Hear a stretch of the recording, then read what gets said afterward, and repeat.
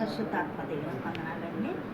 మరి యొక్క షౌలుగా ఉన్నప్పుడు మరి షౌలు గారు హింసకుడు, దోషకుడను, పాపిలో మొదటి పాపినని మరి సౌలు ఒప్పుకుంటాడు. ఇప్పుడు దేవుని యొక్క దర్శనము, దేవుని యొక్క మరి పరిశుద్ధాత్మ కుమరింపు కలిగినప్పుడు నేను హింసకుడను, దోషకుడను అన్నాడు. ఎందుకంటే హింసించే వ్యక్తి కాబట్టి. ఎప్పుడైతే సౌలు పౌలుగా మార్చాడో ఆయన సువార్త సేవ చేసి మరి కొన్ని వేల మందికి రక్షణ భాగ్యాన్ని ఇచ్చేవాడిగా మరి ఈ పౌలు గారు ఉన్నాడు.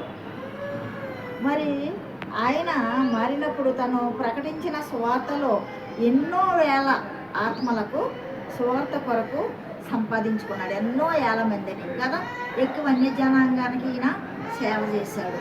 మరి ఈ సేవలు అనేక ఇబ్బందులు పడ్డాడు. మరి ఇరుకుల్లో, ఇబ్బందుల్లో, వాడల్లో మరి సేవ చేసినప్పుడు దెబ్బలు తిన్నాడు, అవమానాలు పడ్డాడు.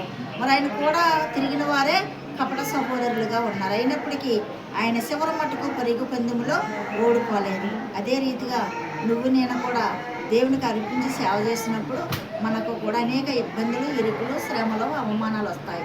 అయినప్పటికీ కూడా మనం ఒడంబడిక చేసిన విధంగా పరుగు పందెంలో వెనకకి చూడకూడదు, ఆగిపోకూడదు, సాగిపోవాలి.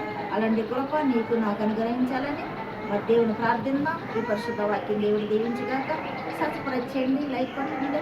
అన్న మనిషి గురించి మీరందరూ ప్రార్థించండి. ఆమేన్.